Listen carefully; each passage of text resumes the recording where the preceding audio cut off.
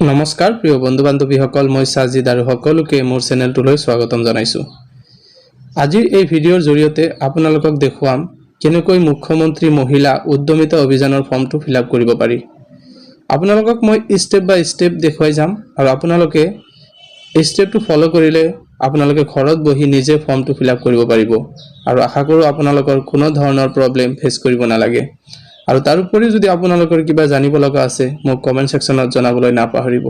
তেন্তে আহক আজিৰ ভিডিঅ'টো আৰম্ভ কৰো। প্ৰথমতে এটা কাম কৰিব, মই আপোনালোকক ৰেড মাৰ্ক দি হাইলাইট কৰি যাম। আপোনালোকে মনোযোগ সহকাৰে ভিডিঅ'টো চাই থাকিব। আপোনালোকে কাইন্ডলি ভিডিঅ'টো স্কিপ কৰি নিদিব। স্কিপ কৰিলে আপোনালোকে কিছুমান কথা বুজি নাপাব পাৰে। সেইবাবে আপোনালোকে ভিডিঅ'টো কমপ্লিটলি মনোযোগ সহকাৰে চাব, তেতিয়া আপোনালোকে সকলো কথা বুজি পাব। প্ৰথমতে আপোনালোকে পাসপোৰ্ট ফটো ইয়াতে লগাই দিব। মই হাইলাইট কৰিছো, ইয়াতে চাইছে মই ৰেড মাৰ্ক দি দিছো। ইয়াতে পাসপোৰ্ট ফটো আপোনালোকৰ লগাই দিব। পাসপোৰ্ট ফটো এটা তুলিব ঘৰৰ আৰু তুলি কেনে কম্পিউটাৰৰ পৰা লৈ আহি ইয়াতে পাসপোৰ্ট ফটো আঠাৰে লগাই দিলেই হ'ল। নেক্সট এতিয়া আপোনালোকে চাওক আমাৰ মেইন ফৰ্মটো কেনেকৈ ফিলআপ কৰিব লাগে। প্ৰথমতে আপোনালোকক জনাই দিছো ফৰ্মটো আপোনালোকে অসমীয়াতো ফিলআপ কৰিব পাৰিব, নহলে ইংৰাজীতো পাৰিব। এটো আপোনালোকৰ ওপৰত নিৰ্ভৰ কৰে আপোনালোকে কোনটো ভাষাত কমফৰ্টেবল হয়। প্ৰথম অপচনত দিয়া আছে আত্মসহায়ক গোটৰ সদস্যৰ নাম, মানে name of the SHG member. ইয়াতে আপোনালোকৰ নামটো দিব লাগিব, মানে আপুনি যাৰ নামত ফৰ্মটো ফিলআপ কৰি আছে তেখেতৰ নাম ইয়াতে দিয়া হ'ব আৰু নামটো কেপিটেল লেটাৰত লিখিব। আৰু পাৰে যদি ফৰ্মটো কেপিটেল লেটাৰত লিখিব, কাৰণ ফৰ্মটো নৰমালি কেপিটেল লেটাৰত লিখিলে ভাল হয়। তাৰ পিছত 2 নম্বৰত আছে, আপোনালোকক দেখাই দিছো 2 নম্বৰত আছে SHG নেম। SHG নেম এটো 2 নম্বৰত আছে SHG নেম। SHG ইয়াতে আপোনালোকৰ গোটৰ নামটো লিখি দিব। গোটৰ নাম যোনটো হেতু গোটৰ নাম ইয়াতে লিখি দিব।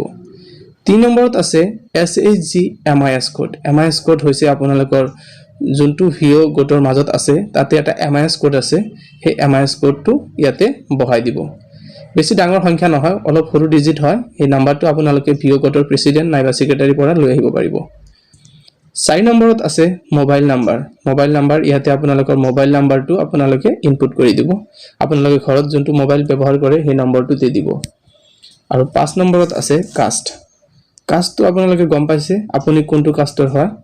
জেনাৰেলৰ যদি হয় আপুনি জেনাৰেল দিব, OBC হলে OBC দিব, আৰু যদি SC নাইবা ST হয় তেনেহলে হেবোৰ সিলেক্ট কৰিব। তাৰ পিছত 6 নম্বৰত আছে whether belonging to Moran or Motak community. আপুনি যদি মৰাণ নাইবা মটাক কমিউনিটিত পৰে তেন্তে yes বুলি দিব, আৰু যদি নপৰে তেন্তে no বুলি ক্লিক কৰিব। 7 নম্বৰ পইণ্ট। 7 নম্বৰত আছে whether belonging to tea tribes। আপুনি যদি চাহ বাগিচাত মানে কমিউনিটিৰ হয়, চাহ বাগিচাত যদি থাকা হয়, যেনেকৈ আবেদনকাৰী চাহ জনজাতি অন্তৰ্ভুক্ত নেকি, চাহ জনজাতিৰ অন্তৰ্ভুক্ত হলে আপুনি yes বুলি দিব, আৰু নহলে no বুলি দিব। Then 8 number. 8 নম্বৰত দিব লাগিব আপোনালোকৰ বেংকৰ নম্বৰ। আপোনালোকে যোনটো বেংক ইউজ কৰি আছে গোটত দিয়া আছে সেই নাম্বাৰটো আপোনালোকে দিবলৈ চেষ্টা কৰিব, আৰু বেংকটো যাতে ব্লক হোৱা নাথাকে। সেভিং বেংক একাউন্ট নাম্বাৰ ইয়াতে দি দিব। তাৰ পিছত 9 নম্বৰত আপোনালোকৰ বেংকৰ নামটো কি সেই নামটো দিব। যদি আপোনালোকৰ গ্ৰামীণ বেংকৰ হয় আসাম গ্ৰামীণ বিকাশ বেংক বুলি দিব, ইকো বেংকৰ হলে ইকো বেংক দিব, মানে আপোনাৰ বেংকৰ নাম যোনটো হেতুহে দিব। মই কোৱা ধৰণে দিব নালাগে। আপোনালোকৰ বেংকৰ একাউন্টৰ যোনটো ব্ৰাঞ্চৰ পৰা আপুনি খুলিছে সেই বেংকৰ নাম কি হেতু দি দিব। তাৰ পিছত চাওক 10 নম্বৰত আছে ব্ৰাঞ্চ নেম। আপোনালোকৰ ব্ৰাঞ্চৰ নামটো দিব। তাৰ পিছত IFSC কোড। IFSC কোড বুলি লিখিছে ইয়াতে। IFSC কোড মানে বেংকৰ এটা IFSC কোড থাকে, সেই IFSC কোডটো ইয়াতে পূৰণ কৰি দিব। তাৰ পিছত 12 নম্বৰ পইণ্টত আছে ভিলেজ। আপোনালোকে কোনটো ভিলেজৰ হয় হেতু ভিলেজ লিখি দিব। আপোনালোকৰ ভিলেজ এটা আধাৰ কাৰ্ড আৰু পান কাৰ্ডত আপোনালোকৰ ভোটাৰ আইডিত আছে, সেই ভিলেজটো চাই আপোনালোকে ইয়াতে লিখি দিব। তাৰ পিছত 13 নম্বৰত আছে গ্ৰাম পঞ্চায়ত, VCDC, VDC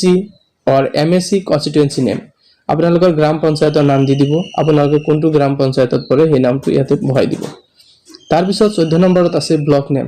আপুনি কোনটো ব্লকত পৰে সেই ব্লকৰ নামটো ইয়াতে লিখি দিব। তাৰ পিছত 15 নম্বৰত দিব ডিস্ট্ৰিক্ট নেম। আপুনি কোনটো ডিস্ট্ৰিক্টত পৰে সেই ডিস্ট্ৰিক্টটো ইয়াতে লিখিব। 16 নম্বৰত ইয়াতে কিছুমান টাৰ্মছ দিয়া আছে, ABCD হেনেকে লিখা আছে, এইকাৰণে আপুনি এটো মনোযোগ সহকাৰে ফিলআপ কৰিব। যেহেতু LAC নেমটো ইয়াতে দিব দিছে, কিন্তু LAC নেমটো আপোনালোকে লেটেষ্ট ডিলিমিটেশন যেহেতু হৈছে, নতুন নতুন বহুতৰ LAC চেঞ্জ হৈছে, সেইভাবে আপোনালোকৰ ভোটাৰ যেটো কাৰ্ড আছে নহলে আপোনালোকৰ ভোটাৰত নতুনকে যেটো ভোটাৰৰ নাম আহিছে সেই ভোটাৰৰ ডিটেইলছ খিনি আপোনালোকে চাব ভোটাৰ লিষ্টটো যদি আপোনালোকৰ নতুন ভোটাৰ লিষ্ট আছে এই ভোটাৰ লিষ্টৰ পৰা আপুনি চাই এইখিনি ফিল আপ কৰিব প্ৰথমতে এলএসি নাম আপুনি কোনটো এলএসিত পৰে হেতু দিব কিছুমানৰ চেঞ্জ হৈছে সেই কাৰণে কথাটো মই অলপ বহলকৈ কৈছো তাৰ পিছত হৈছে বি নাম্বাৰ ইপিক আইডি মানে হৈছে আপোনালোকৰ ভোটাৰ নাম্বাৰ ভোটাৰত এটা নাম্বাৰ আছে হেতুক ইপিক আইডি নাম্বাৰ বুলি কয় সেই নাম্বাৰটো ইয়াতে ফিল আপ কৰি দিব দেন সি নম্বৰ পইণ্টত আছে পোলিং ষ্টেচন নেম আপোনালোকে কোনটো ষ্টেচনত পোলিং ষ্টেচনত ভোট দিয়ে কোড ভোট দিয়ে সেই ষ্টেচনৰ এটা নাম আছে এই নামটো আপোনালোকে ভোটাৰ লিষ্টত পাই যাব সেই নামটো ইয়াতে বহাই দিব তাৰ পিছত দিয়া আছে পোলিং ষ্টেচন নাম্বাৰ কিমান আপোনালোকে ভোটাৰ লিষ্টৰ পৰা মনোযোগ সহকাৰে ভালকৈ চাব ভুল নকৰিব ইয়াতে বহাই দিব তাৰ পিছত ৭৭ নম্বৰত এটা কথা আছে নাম্বাৰ অফ চিলড্ৰেন আপোনালোকৰ কিমান লৰা ছোৱালী আছে কিছুমানৰ দুটা আছে তিনিটা আছে যিখিনি আছে গটেখিনি ইয়াতে লিখি দিব লাগিব আপোনালোকে মিছা ক'ব নোৱাৰে যাৰ যিমানখিনি চিলড্ৰেন আছে যিমান লৰা ছোৱালী আছে ইয়াতে আপুনি লিখি দিব এটা থাকিলে এটা লিখিব দুটা থাকিলে দুটা তিনিটা থাকিলে তিনিটা হেনেকে লিখি দিব তাৰ পিছত ১৮ নম্বৰত লিখা আছে number of girl children of school going age 3 to 14 years আপোনালোকৰ যদি ছোৱালী সন্তান থাকে তেন্তে 3 বছৰৰ পৰা 14 বছৰৰ মাজত স্কুলত যায় আছে নে নাই হেই আৰু কেইজন ছোৱালী আছে ইয়াতে লিখিব দিছে 3 পৰা 14 বছৰৰ মাজত কেইজন ছোৱালী আছে ইয়াতে দিব দিছে নাম্বাৰ তাৰ পিছত 19 নম্বৰত কোৱা হৈছে whether the girl child has been admitted into school আৰু যদি আপোনালোকৰ ছোৱালী আছে তেন্তে স্কুলত যায় আছে নে নাই হেতু এজ নাইবা নো জুনবোৰৰ ছোৱালী নাই তেওঁলোকৰ এই ফৰ্মটো এটো উদাহৰণ 19 নম্বৰটো একো কৰিব নালাগে ফিল আপ কৰিব নালাগে আৰু যদি আছে তেন্তে আপোনালোকে এজ বুলি দিব লাগিব আৰু যদি স্কুলত যোৱা নাই তেন্তে নো বুলি দিব লাগিব 20 নম্বৰ কোৱেশ্চন whether ইয়াতে দুটা অপচন আছে চাব পাৰে এ আৰু বি অসমীয়াত আছে ক আৰু খ whether sapling planted during অমৃত বৃক্ষ আন্দোলন is surviving and growing অমৃত বৃক্ষ আন্দোলনৰ সময়ত যেটো আপুনি গছপুলি ৰুইছিলে যেটো দুটা গছপুলি ৰুইছিলে হেতু এতিয়ালৈকে জিআই আছে নে নাই হেতু ইয়াতে সুধিছে এস নাইবা নো যদি জিআই আছে তেন্তে আপুনি এস বুলি দিব আৰু যদি মৰি গৈছে তেন্তে নো বুলি দিব নাম্বাৰ বি দিয়া আছে যদি মৰি গৈছে if no has a sapling been planted in place of that during the time of filling the form যদি জিআই না থাকে মৰি গৈছে তেন্তে আপুনি নতুনকৈ তাতে গছপুলি ৰুইছে নে নাই যিসকলৰ গছপুলি জিআই আছে তেওঁলোকৰ তো ফিল আপ কৰিব নালাগে এস বুলি দিলে নালাগে আৰু যদি মৰি গৈছে তেন্তে আপুনি ইয়াতে এস বুলি দিব লাগিব গছপুলিটো ৰুব লাগিব আৰু যদি হোৱা নাই তেন্তে নো বুলি দিব কিন্তু মোৰ মতে আপোনালোকে এটো ৰুই দিব নহলে আপোনালোকৰ ফৰ্মটো ৰিজেক্ট হৈ যাব এস বুলি দিব তাৰ পিছত 21 নম্বৰত কি আছে চাওক whether the defaulter of any loan taken from SHG, VO, CLF, bank or any other financial institution except microfinance loan taken prior to 2021 আপোনালোকৰ কিবা লোন লোৱা আছে নেকি মাইক্ৰোফাইনান্সৰ পৰা নাইবা গোটৰ পৰা যিকোনো বেংকৰ পৰাই হওক লোন আছে নেকি যদি লোন আছে আপোনালোকৰ লোন পৰিশোধ কৰা হৈছে নে নাই যদি হোৱা নাই নেকি হেতু সুধিছে যে পৰিশোধ কৰা হোৱা নাই নেকি যদি হোৱা নাই তেন্তে নো বুলি দিব আৰু যদি হৈছে তেন্তে এস বুলি দিব যদি পৰিশোধ কৰা হৈ গৈছে তেন্তে এস কৰি দিব আৰু যদি আপোনালোকে লোনে লোৱা নাই তেন্তে আকৌ এই ফৰ্মটো ফিল এইখিনি একো কৰিব নালাগে ফিল আপ কৰিব নালাগে তাৰ পিছত চাওক ইয়াতে 22 নম্বৰ পইণ্টত লিখা আছে economic activity to be taken up with the fund আপুনি পইচাটো যে লব আপুনি যে মুখ্যমন্ত্ৰী উদ্যমিতা আঁচনিৰ জৰিয়তে পইচা পাব হেতু দি কি কাম কৰিব হেতু আমাৰ ফৰ্মৰ লাষ্টত refer to the section number C তাতে লিখা আছে সেই হিচাপত আপোনালোকে কি পালিব কি পোহন কৰিব সেই হিচাপত আপোনালোকে দিব কিছুমানে ছাগলী পোহিব নহলে কিছুমানে বেলেগ কিবা পোহিব হেতু আপুনি ইয়াতে দিবলৈ খেতি কৰিব নাইবা যি কাম কৰে ইয়াতে লিখি দিব লাগিব সেই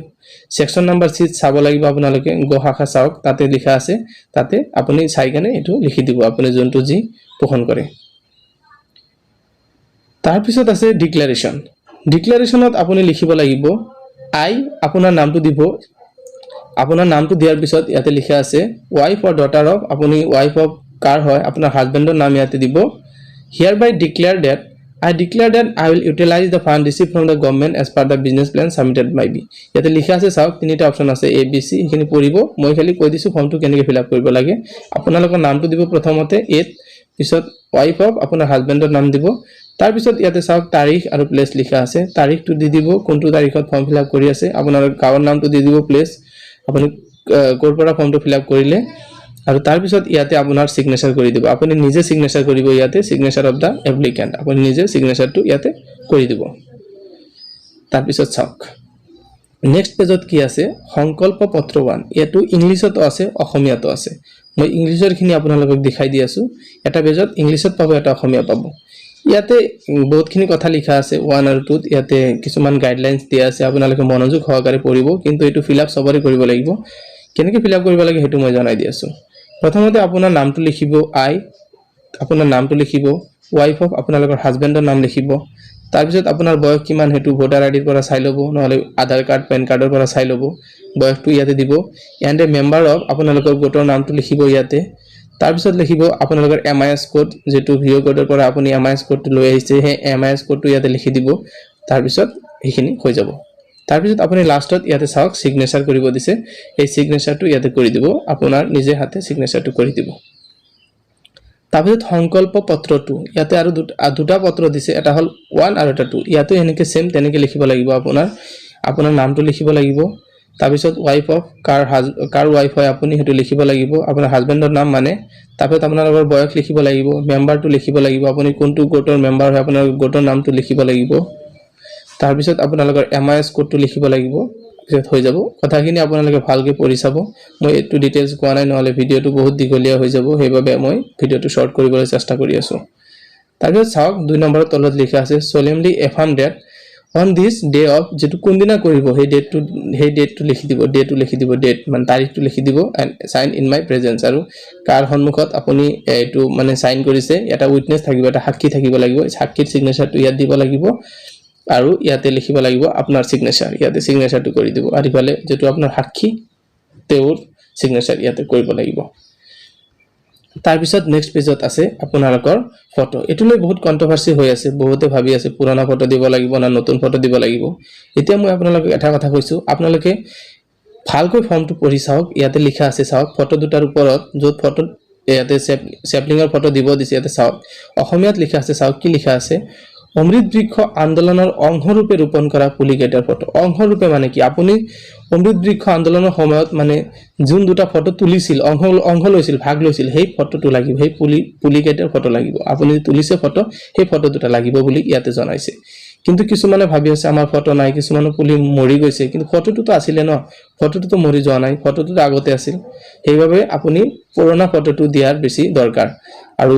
আৰু নহলে আপোনালোকৰ যদি নাই ফটো তেন্তে আপুনি কাম কৰিব পাৰে নতুন ফটো এটা তুলি জিপিএস ক্যামেৰা দি হেতু ইয়াতে তুলি উলাই কেনে আপলোড কৰিব পাৰিব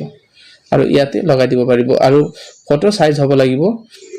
আপোনাৰ হাইটত হ'ব লাগিব 4 আৰু ইফালে 3 4x3 সাইজৰ হ'ব লাগিব ফটোটো যাতে এই বক্সটো ফিল আপ হৈ যায়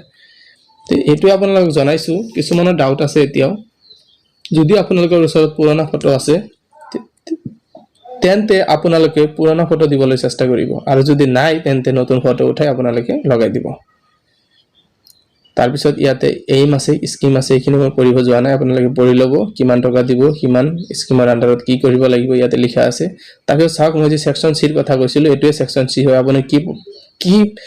পালিব কি পালন কৰিব ইয়াতে লিখা আছে যদি ছাগলী পালন কৰে গাহৰি পালন কৰে নাইবা ব্ৰইলাৰ পালন যি পালন কৰে ইয়াতে হেতু সেই সেকশন নম্বৰ ফৰ্মত যে চাইছিলো প্ৰথমতে হেতু তাতে লিখি দিলে হৈ যায় ইয়াতে অসমীয়াত আছে আৰু ইফালে ইংলিশত আছে এখিনি ভালকে আপোনালোকে পঢ়ি কেনে যোনটো আপুনি কৰিব হেতু লিখি দিলে হ'ল তাৰ পিছত এলিজিবিলিটি ক্ৰাইটেৰিয়া আছে এখিনি মই আৰু কব যোৱা নাই যেহেতু ফৰ্মটো আপোনালোকক অলৰেডি কৈ দিলো এই হিচাপত আপোনালোকে এটো ভালকে পঢ়ি লব এটো বহুত ইম্পৰ্টেন্ট হয় বেলেগৰ কথা শুনি আপোনালোকে কিবা ডিসিশন নলব আপোনালোকে নিজে পঢ়ি চাব অসমীয়াতো আছে ইংৰাজীতো আছে পঢ়ি লৈ আপোনালোকে নিজে গম পাব আপোনালোকে কি যোগ্যতা হ'ব লাগিব তেতিয়া আপোনালোকে এই স্কিমৰ অন্তৰ্ভুক্ত হ'ব পাৰিব তো বন্ধুসকল আশা কৰো ভিডিওটো আপোনালোকে বুজি পাইছে যদি আৰু কিবা ডাউট আছে আপোনালোকৰ তেন্তে আপোনালোকে কমেন্ট সেকশনত কমেন্ট জনাব মই নিশ্চয় আপোনালোকৰ প্ৰশ্নৰ উত্তৰ দিবলৈ চেষ্টা কৰিম তেন্তে আজিৰ কাৰণে এইখিনিয়ে পৰৱৰ্তী ইম্পৰ্টেন্ট ভিডিও এটা লৈ আহিম আপোনালোকৰ ওচৰত এটো সম্পৰ্কে তে এতিয়া থাকক পিছত আকৌ লগ পাম